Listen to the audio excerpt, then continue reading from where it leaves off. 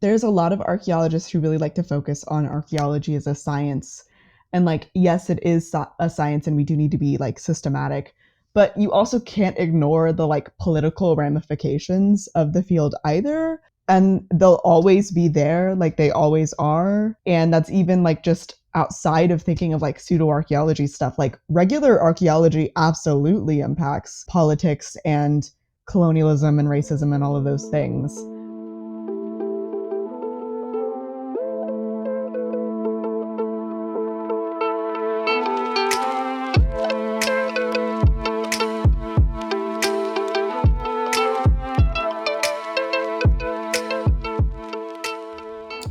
Exciting. Well, hello. Welcome to Unlivable Cultures, a podcast where we talk about stuff and news and culture from the lens of making with and from anthropology and other social theories to create a better world, because that's what we can do as white people.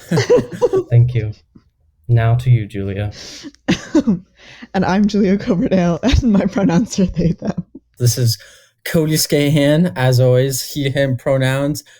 My name is Clayton Gerard, pronouns he, him. Okay, great. That's everyone, I think. So, fuck the English royal family for one. Very American of us.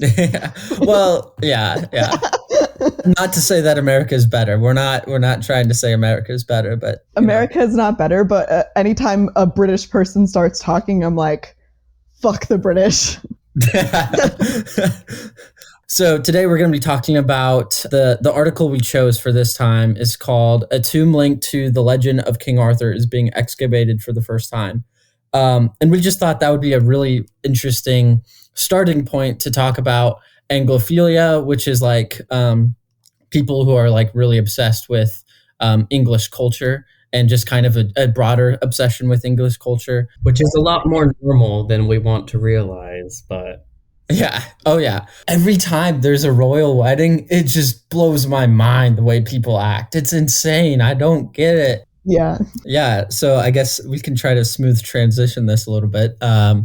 This article that we found, along with other connections and other articles and things coming out, especially around archaeology and, the excavation of certain remains and tombs and based on where they're located and what kind of cultural significance is attached to them, there's like a very much different, I guess, perception and attitude of the general public towards, how it should be done, like what kind of value we'll be getting out of this, like whether or not it's worth it for the sake of science, if we should throw away all these other concerns about, ethics and so like when Clayton sent us this article, it really reminded me of the neo-Druid Arthur Uther Pendragon. So he's a biker who about 32 years ago, according to this article, which I think was in 2018, so about 36 years ago now, he basically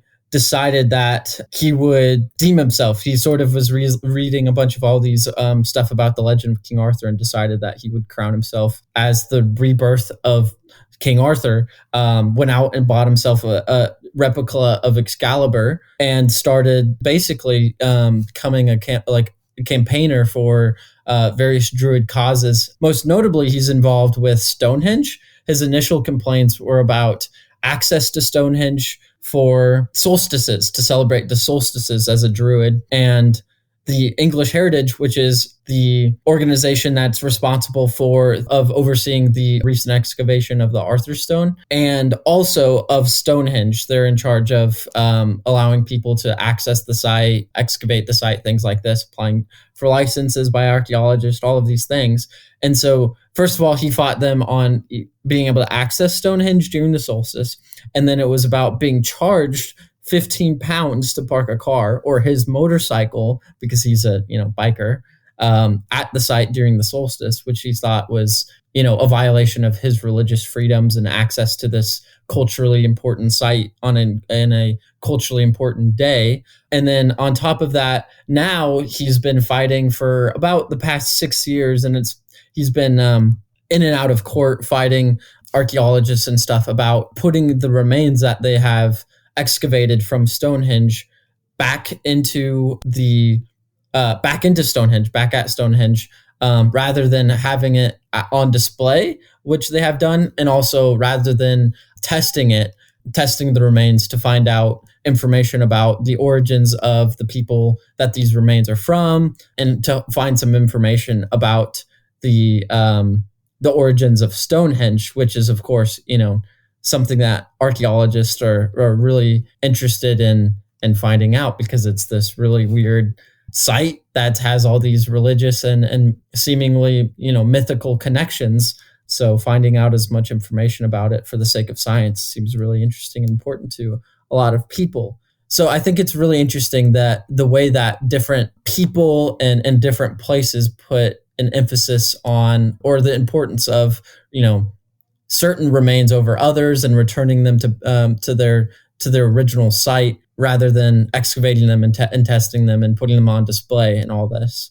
Yeah, that's really interesting. Julia, do you have anything to add for that? Or I don't know, I'm very curious to hear about some of your thoughts and the ways that you're entering into this conversation. Yeah, so grantedly, I don't have a huge understanding of European archaeology, as it's not my area, but I do wanted to mention that the archaeologists are not expecting to find King Arthur in this excavation. That's not the goal. Can I just say, in the CNN article we read, it kind of cracked me up, because there's a line that's like, people are still wondering what the connections to King Arthur could be. And then 3 or 4 lines below, though nobody actually knows if King Arthur actually existed historically. All the myths about King Arthur are just fan fictions. Spicy. They're all very different, and there's no one solid story about King Arthur. So of course nobody's putting the money and time that excavation takes. And also excavation is irreversible if they're just kind of think that King Arthur is going to be there, and that's a cool thing. That's not something archaeologists do anymore, but you got to put King Arthur in the headline so people will click on it. I've been really interested in the King Arthur and legends and stuff for a while. And it's it is so nebulous, like you say, there's so many texts, and there's no one single canon that has all the answers or anything. And there's so many different characters. It's insane. Yeah. So I think it's kind of interesting, because the original article that we read was talking about how Arthur's Stone is was named after King Arthur, and is supposedly connected in a story of him killing a giant and it falling over at the spot where these stones are, when in fact it's really interesting that these stones actually date back in the tomb where people are actually buried dates back to 5,000 years ago, according to this article we read.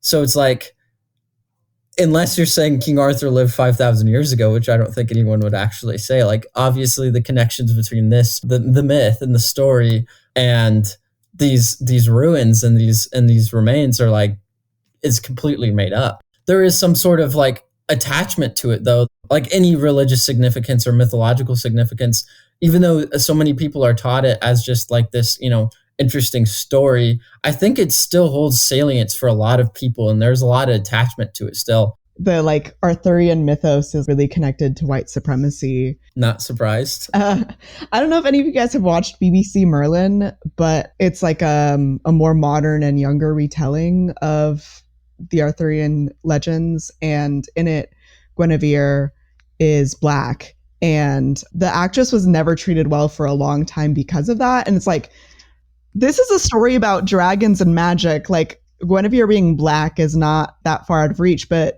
this is so connected to white supremacy because whiteness is so upheld in British Anglophilia stuff. It's weird. The connections are so prevalent of even if you're not even going beyond race, I think the idea of Anglophilia is so attached to drinking tea at a certain time of day and eating the certain food. It's just all of it is just so bizarre to me. And there is such a nefarious side to what otherwise at times seems this, just little cutesy, romantic thing. And I can't authoritatively say either one way or the other with this Arthurian mythos, but I think there is probably a lot of this built into it. But it's hard to say whether it's been co-opted or whether or not it's something that's actually baked in. Because I think, it happens. Both instances are true in so many cases. A lot of neo-pagan people, neo-druids, people who practice a lot of new age religious movements, like a lot of it is white supremacist, but then there's also a lot of other groups that are like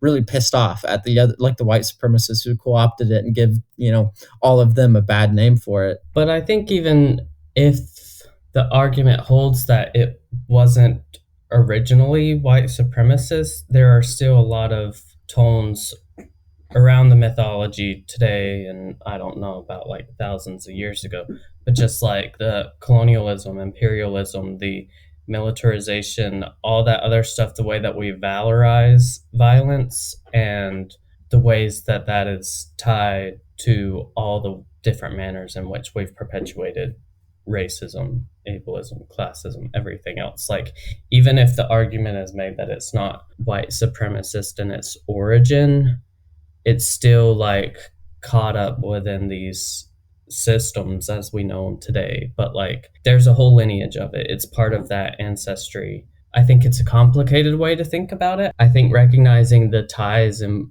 the ways that it is related and the ways that it is caught up in this ancestry of so many Western Eurocentric regimes of oppression, like that is something to be investigated and not simply taken on its face as like, well, it wasn't white supremacist, but now white supremacists love King Arthur. So I think there's a lot more nuance and complexity to investigate there. Well, yeah, no, I 100% agree with you. I feel like part of it like has to be investigated too, like how deeply rooted these ideas and like myths are for British culture, but then also British culture itself is like tied up into this like idea of whiteness and white supremacy.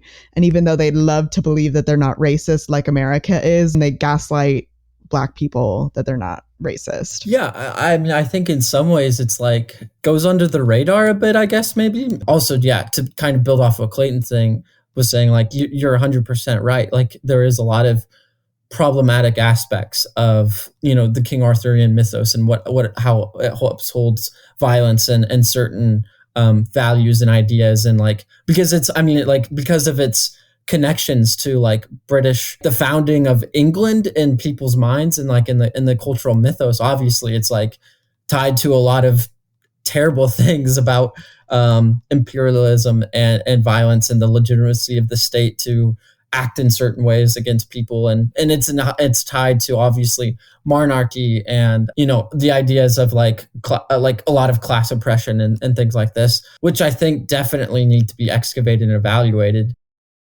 So one of the pieces that I read is titled Downton Abbey, Anglophilia is Embarrassing by Catherine Fusco, which seemed a little relevant.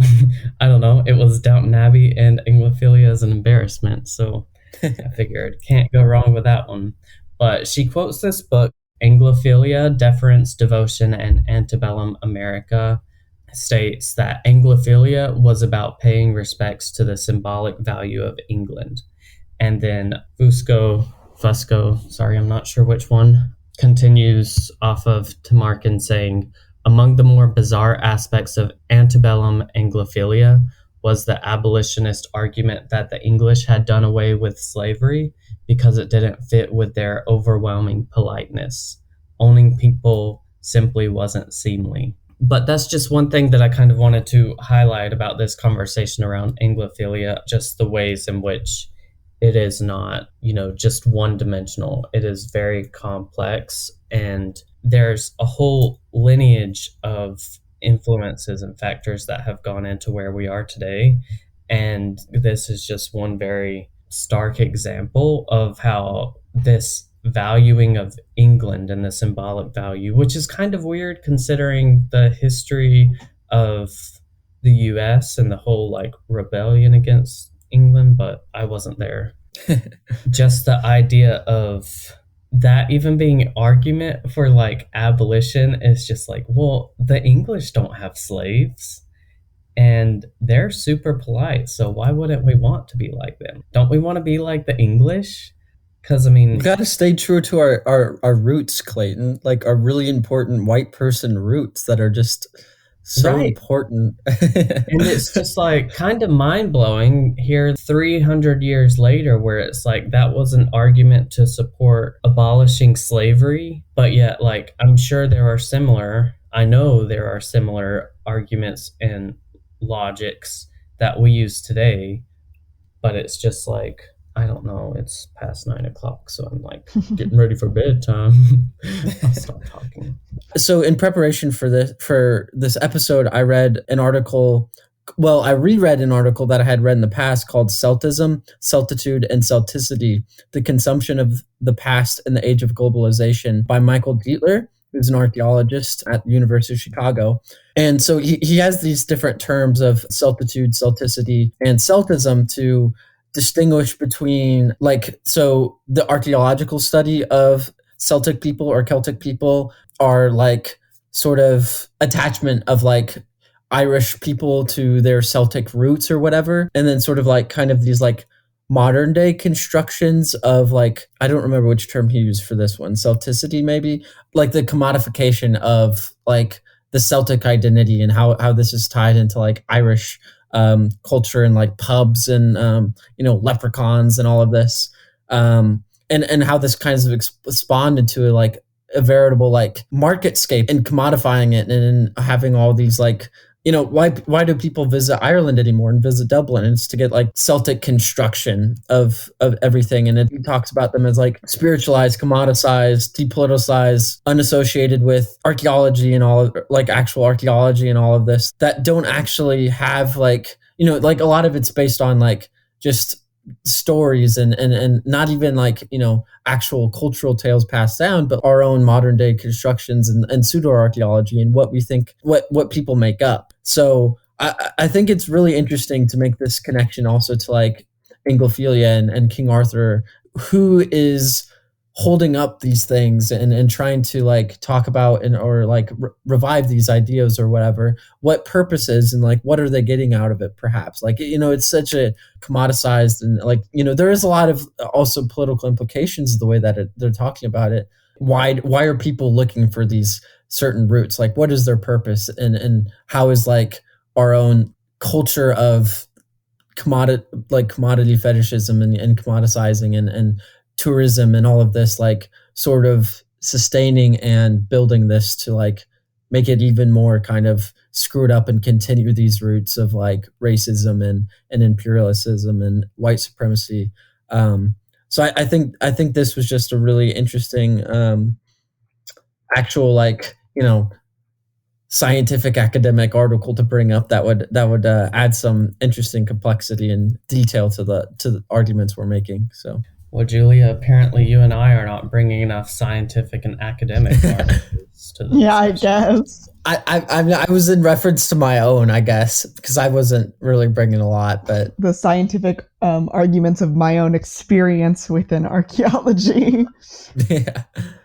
I think it's interesting to think about like the Druids and like modern Druids in England and Britain and all of that, asking for like repatriation of remains and stuff, and like the British Museum, which itself is just like such a pillar and like symbol of imperialism and like a lot of the things wrong with archaeology and with museums, that like it's still like that place is still not dismantled. And a lot of the times when I see Europeans talking about dismantling it, it's like talking about like the Elgin marbles, which are like the Parthenon marbles in Greece that were like illegally sold and stolen, and not, I don't know, the British Museum literally has like Indigenous American stuff. The only time I've been to Europe, I like saw that they had like ancestral Puebloan and like pottery there, and like African artifacts, and like those are the things we should be focusing on and not the Greek marbles. They all need to go back,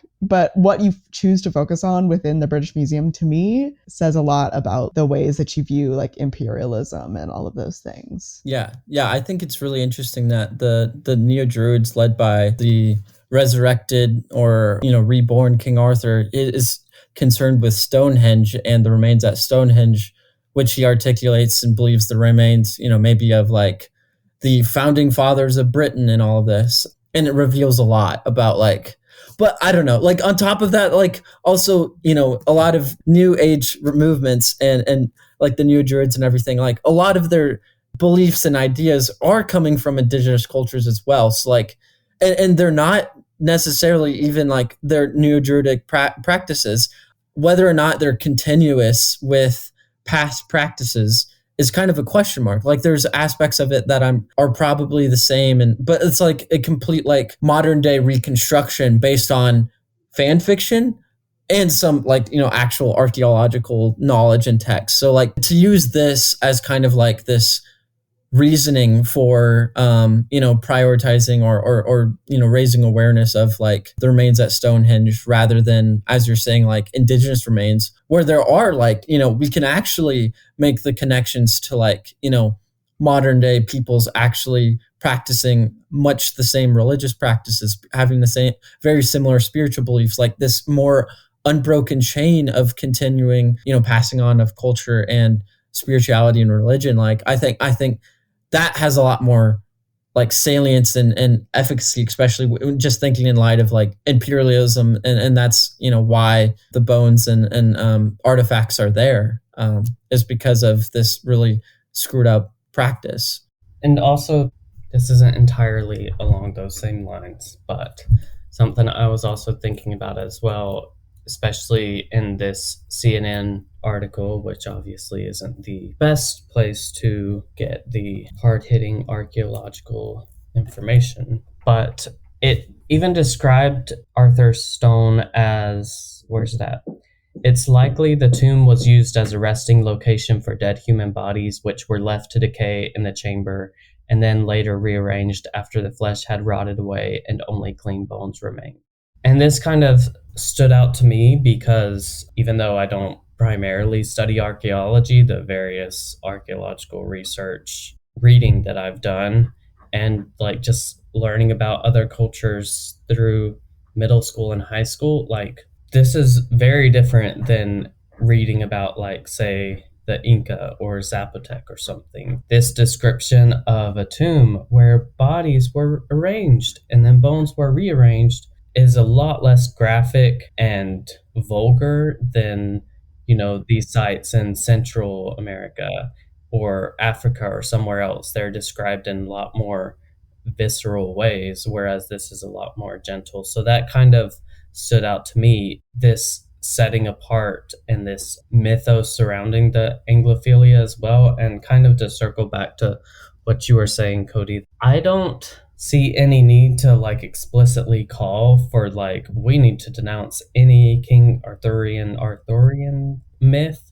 or whatever else and denounce any kind of story related to that mythology or whatever else. Like I think that's against the point, and that kind of falls into this trap that more right-wing ideology has set of the constant back and forth and cancel culture, and nothing is ever actually worked through or resolved. And I think the point here for our discussion is like, what are ways this has contributed to livable or unlivable worlds and cultures?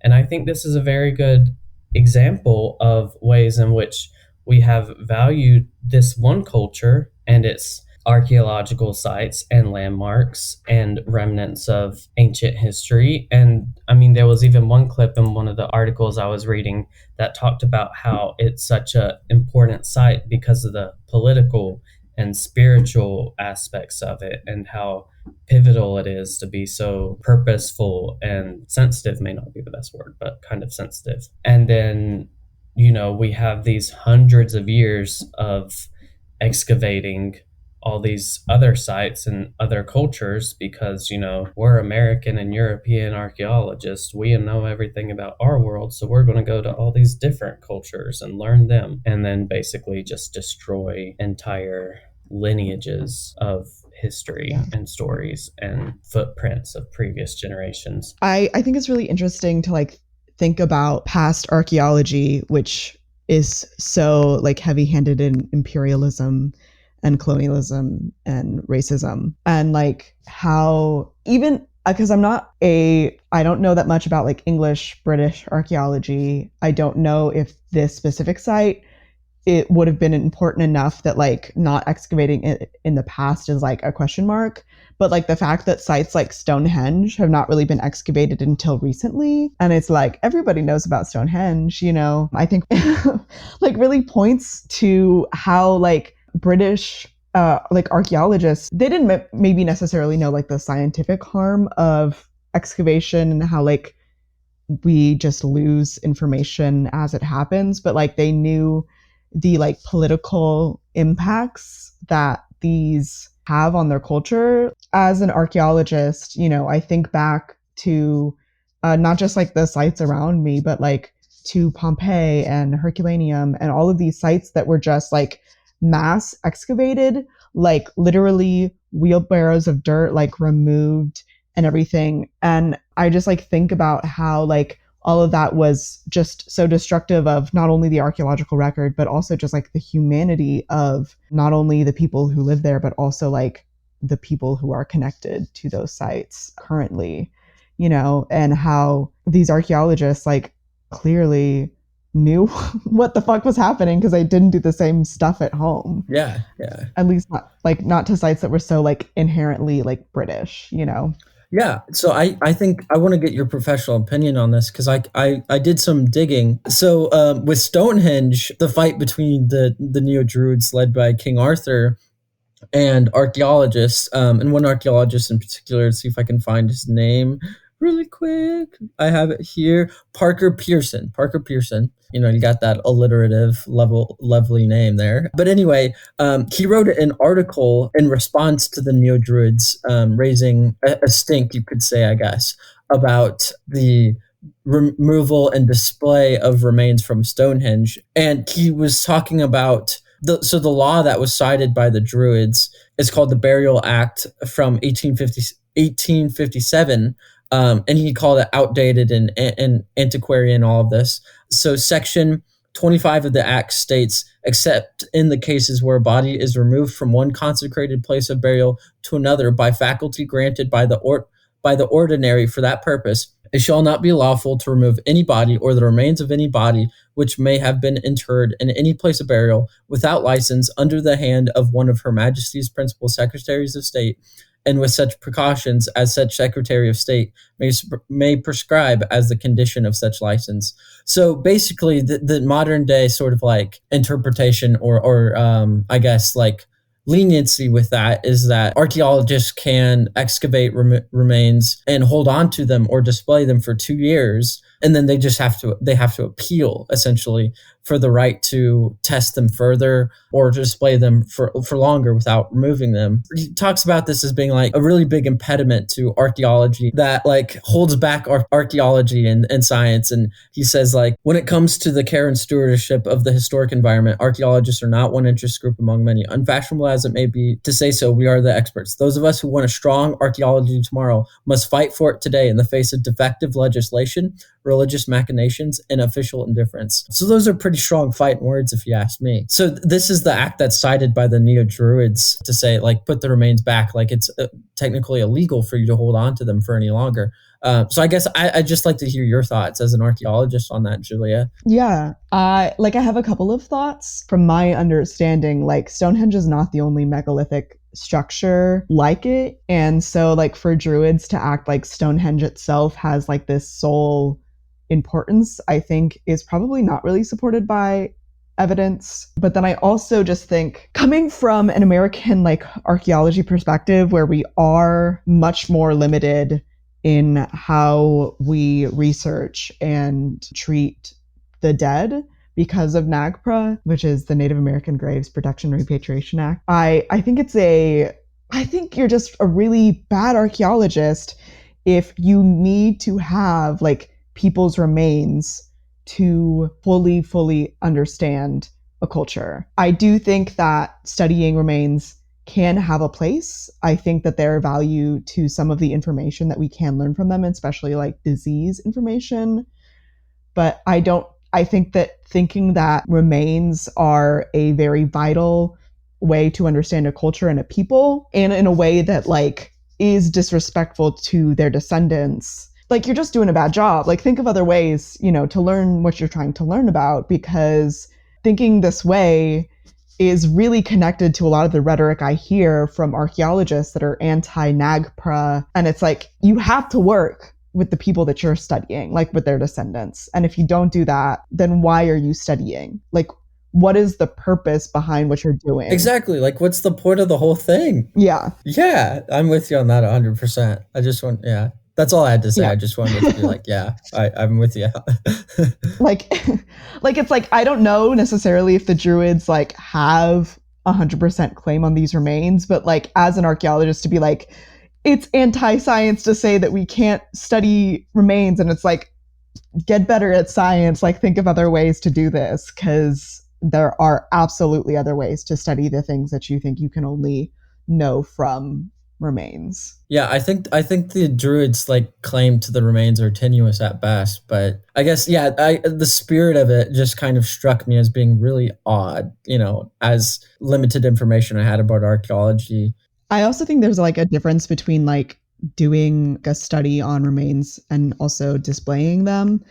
And I think, I mean, it definitely depends on like the group that you're working with, because both can be bad. Like Indigenous people definitely don't want you to do DNA testing without their permission and consent. But displaying them is like a whole different ball game, and they're not really like, you're not learning anything from them like being on display. Yeah. Let's see if there's a quote from the archaeologist about this. Here we go. Yeah. In contrast to this anachronistic requirement referring to the Burial Act from 1857, most visitors to archaeological sites are extremely keen to see human remains, and surveys of museum visitors have consistently shown an overwhelming majority in favor of the public display. But like, is that what we should be basing on our decisions to display remains on? Like, it's kind of grisly to me a little bit. Yeah, well, like even in America, white people still have this like obsession with like remains and stuff. It really reminds me of the Elizabeth Weiss scandal from SAA in 2021, where it was online, where she like basically gave a presentation about how like NAGPRA is bending to religion and stuff when we're supposed to be like this scientific institution. It goes like against evolution and things like that, and it was just like a very weird thing. And she even said that Indigenous people should not be archaeologists because they can't be like impartial. Her argument was really focused in on like, we're bending to religion type thing. There's a lot of archaeologists who really like to focus on archaeology as a science, and like, yes, it is a science and we do need to be like systematic, but you also can't ignore the like political ramifications of the field either. And they'll always be there, like they always are. And that's even like just outside of thinking of like pseudo archaeology stuff. Like regular archaeology absolutely impacts politics and colonialism and racism and all of those things. I think when we get too deep into like the science of it all, we lose a lot of that like awareness of like the politics and the ethics. But I also think, even if you think like a body doesn't have a soul anymore after it's dead, like absolutely every single archaeologist, does not matter what you are studying, needs to be respecting the remains that they are doing this like science on, even if it's a very valuable study. Like, I don't know about you, I would like want my remains to be respected and all of those things, and not just treated like some science experiment. I think another aspect of this is kind of like, well, the ways in which we're talking about it is that there's a common understanding that all bodies are the same level of human, which at different times that has definitely not been the case. If it was the instance where, didn't want to mess with bodies because they're souls, and yet you're over here doing the same thing in a different culture, it's just indicative of the ways in which we're thinking about humans differently based on race, based on culture, based on everything else. I mean, it's a very apparent thing looking throughout history since the Enlightenment era, the ways in which rationality has come to define what is human, or who is human, what or who is subhuman, what or who is animal, like everything else. Like those lines are constantly blurred throughout history, and we see that manifesting in how we're treating remains, how we're treating cultural remains, how we're treating human remains, everything else. So like, It's almost like putting quotation marks around human as we're talking about this, because we have to also acknowledge the ideological and political, philosophical, moral lineage in which these ideas and constructs have converged into this material practice that we have to continually perpetuate colonialism, racism, everything else. So Yeah. I also think that really has connections to like, again, this like infallible like empiricism that we kind of view science as having. And it's like, science is not that way. Science literally constructed race as we know it, which also constructed racism. But it's just like, sometimes you have to take a minute and be like, can we critique the science first, actually? Julia, I hate to break it to you. Science didn't create race. There's only one race, and that's the human race. Because we all bleed the same. No. There's only one race, and it's The Amazing Race on ABC or whatever channel it's on, or I don't know what channel it's on. We're not doing promo for The Amazing Race right now. Oh my God. There's only one race, and it is RuPaul's Drag Race. There you go. That's better. Okay. There you go. Except, RuPaul is all into the fracking and transphobic at times. Yeah, I mean, okay, since we're talking about Anglophilia, I think there's only one race, and it's the Formula One races, right? Like, that's what's really important. Lewis Hamilton winning every year. Let's go, baby, right? Okay, never mind. The what race? Yeah, like, what are we talking about? Formula One. I was talking about Formula One. I don't know what you guys I don't even know what that is. Yeah. Formula One? Oh my God. It's okay. So, like those really weird looking, like really skinny cars that go like, 230 miles an hour. Oh, yeah, that's Formula One. So, yeah. So talk about human beings. After hearing you two talk, I was thinking about, science and archaeologists and the way that a lot of people view humans and not viewing them the same ways. A lot of cases, like it made me think about recent modern documentaries and anthropological videos and all of these, there's no concern about displaying people of certain cultures without clothes on. Whereas in the West, there's a lot more like concern about the way that we display naked bodies, especially the kids, and getting consent from people to display their bodies and everything. This same level of care and awareness isn't really taken in these sort of documentary films and things like this. And I think it has a lot of implications for like the documentary film as like sort of scientific endeavor and further our education of certain things and certain people, and actually having this visual component as well as like our own viewpoints of other cultures and nudity of other people and what that says about how we evaluate our common humanity. And Julie, I believe you had some insights about archaeology related to this. Yeah, so I was really reminded like about the like dioramas that are up at Mesa Verde. For anybody that hasn't been, they're up at the Chapin Mesa Museum up top by Spruce Tree House. And it like is supposed to go through the different like stages of ancestral Puebloan, I don't know, history. I don't want to say development because that's not the right word and that's like loaded. But it was made back in like the 1930s by the CCC. And when you look at it, all of the women there are topless. And I think most of the people there are just wearing little clothes in general. And I think that they talk about this in the podcast Mesa Verde Voices. I don't remember though, because just sometimes when you're in the Southwest, people just talk about stuff and you're like, who did I hear this from? But regardless, we don't really know like fully what their clothes would have been like. Like obviously we have textiles, but we don't have like a complete image of how these people would have dressed themselves. And it's probably, especially like when talking to, Indigenous descendants, it's a very incorrect view to be like, the women would have been topless and stuff. And like, I think that interpreting these ancient Indigenous cultures as being like, they would have worn so little clothes, especially when you're considering Indigenous women, I think that really has a lot of connections to the sexualization and fetishization of Indigenous women that has been happening by white settlers throughout history. And I think that this sexualization of Indigenous women is what leads to missing and murdered Indigenous women and also their like sexual assault and rape rates And they're not like a one-to-one connection, but I just think thinking about the past and being like, well, the indigenous women who we don't view, as people would have been topless, I just think that there's a lot of connections between what you were talking about and some of the stuff that I have seen and experienced in the Southwest. Additionally, I think it's worth even interrogating ways in which we're thinking about this too, because it was very within the anthropological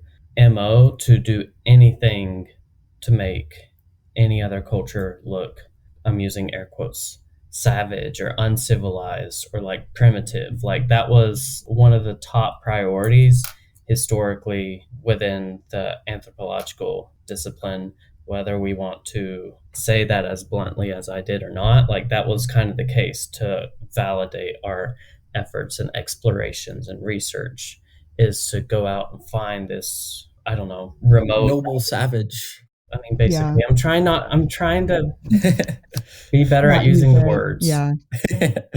Well, and also it's treating these people like exotic animals too. Yeah, exactly. Mm-hmm. And sexuality is such a huge piece of that. Granted, obviously, various body parts, movements, everything else are sexualized differently in different cultures. So just saying topless woman, that doesn't mean the same thing in every culture. Exactly, yeah. But at the same time, it's this weird interaction and mediation of the media through which a topless woman may not be sexualized in the culture in which the documentarian or researcher is gathering this media, but the culture in which they're sharing it has this different, significance and assignment to these body parts and movements and everything else. So it's this very complex mediation between, the media and portrayals and ways that we're documenting lives and cultures. But I think what you're getting at, Julia, was super important in just acknowledging the ways that we're fetishizing these things in order to make things to make people and culture seem more exotic, to kind of validate our own Eurocentric lens and standpoint, which directly reinforces the colonialism that we've been continually perpetuating and developing and violently imposing all these different cultures. Yeah, kind of the epitome of what you're describing, I think, is Sarah Bartman. She was from the Indigenous Khoekhoe, hopefully I'm saying that right, people of southwestern Africa. And she was brought to Europe and displayed as the Hottentot Venus, as sort of this representative of what females of the Hottentot people look like. And Hottentot is the European colonial area term for the Khoekhoe. And the proportions of her body and everything was very much, I guess, medium on which a lot of European settlers portrayed projected their own sensibilities of eroticism and sexualization and all of that. That's why they called her the Hottentot Venus, to be the symbolize of love and fertility and all of this. I think that's a very way that we can actually say at the time this was actually being done with people's bodies and faces and everything and put on display and exoticized and sexualized in this way that has really real ramifications for today in the way that we display Indigenous people in the displays that Julia's talking about. There's a real underbelly nefarious aspect of it. I was just going to say, I think Cody with that connection was good. Thank you. I think my concluding thought is that as archaeologists, we really need to be thinking about why we are doing archaeology, what is the purpose.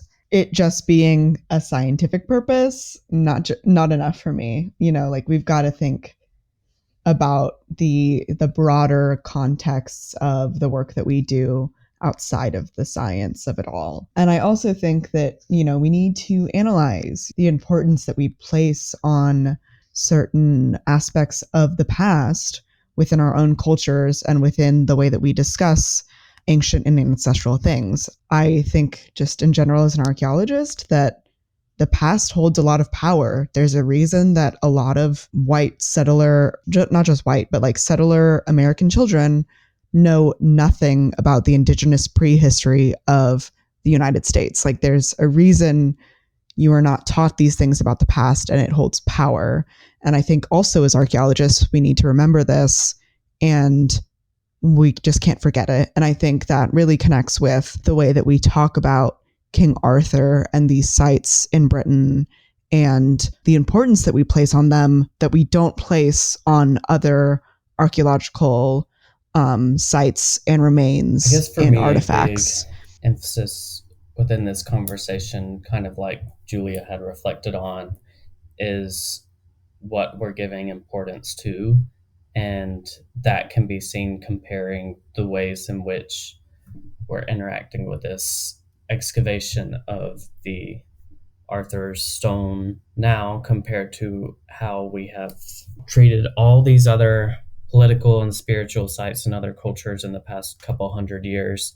There's a stark difference, and I think not to say that Arthur's Stone is the only site of its kind in Britain and the broader area that's never been touched, but at the same time, there is a different reverence and respect given to it. Some can say that it's because archaeologists have learned from mistakes in the past, but at the same time, we know enough about our culture right now to know that we're not learning enough and fixing enough of the mistakes that we've made, because a lot of our problems are still just as entrenched as they were generations ago. I think that also goes along with kind of how I spoke about earlier, even the words that we're using to describe these sites, to describe ways in which people interacted with them, are very indicative with how we're treating the culture in which it belongs and the people in which it is tied to. And that level of portrayal is something that archaeologists, anthropologists, any other person who is taking on that responsibility of relaying images, symbols, lifeways, practices, anything, there is a level of responsibility that the person has to assume in recognizing the cultural differences and the meanings that are being assigned onto them. To kind of reiterate from earlier, just that I think it's very important looking at the constructs in which we're using to even discuss these topics, because thinking of like even sexuality or the construct of the human, like those concepts have been formed throughout our culture and they're specific to our more Western Eurocentric Judeo-Christian culture.